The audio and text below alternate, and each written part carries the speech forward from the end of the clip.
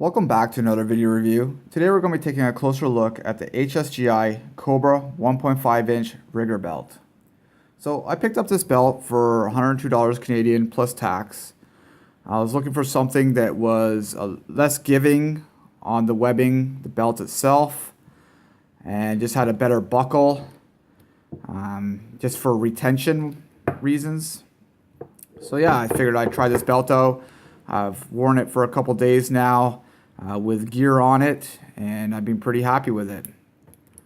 So also, I'm going to do this belt in two sections. Basically, I'm going to talk about the webbing first, and then I'll talk about the buckle. While the belt is from HSGI, the buckle is made in Austria by AustriAlpin. So I'm just going to talk about both sections separately while this review. So to start off with, HSGI, which is High Speed Gear, is an American company. This belt is made in the USA. It's made of type 13 webbing, so very sturdy webbing. They use a proprietary adhesive between the two layers of it, because it is double layered, with 5 rows of bonded 138 nylon thread. So very sturdy thread, so this is not going to come apart on you. I did some research. I did call up HSGI just to ask them how strong was this belt, how many pounds can it hold. He was unsure. They said they didn't have the equipment to test it. So I did a little bit more research on it, and each row of this type 13, from my understanding, can do 7,000 pounds, which is a lot of weight. The belt comes in multiple sizes. Being the large that you see here, which is a size 36 to 38. So basically each size covers a couple inches. So make sure when you're grabbing this belt that you grab the one that will fit you properly.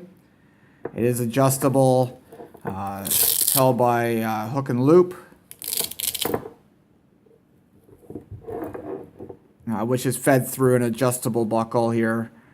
And then you can pull it tighter, then Velcro it down, and that will retain it to the size that you want it to be, and it won't loosen on you.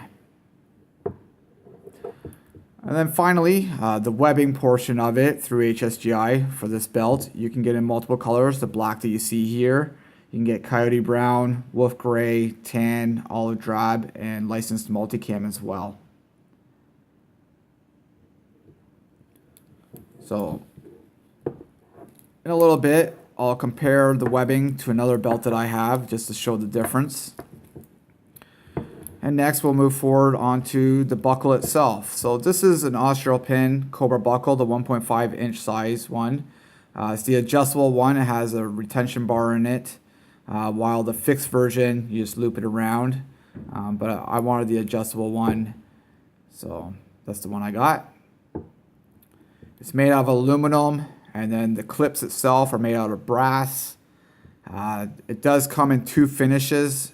This version here is the black, or matte black, and it's anodized. And the way you can tell that is that when you look at the brass here, you can sort of see an oil slick on it. And that's because anodization doesn't stick well to brass.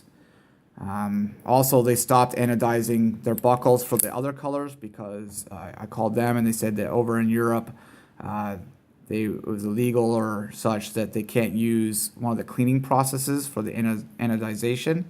So they switched over to a KTL process. It's a E-coating or a powder coating, and that's how they coat all their buckles now, which you can get like multiple colors: black, red, green, blue, whatever.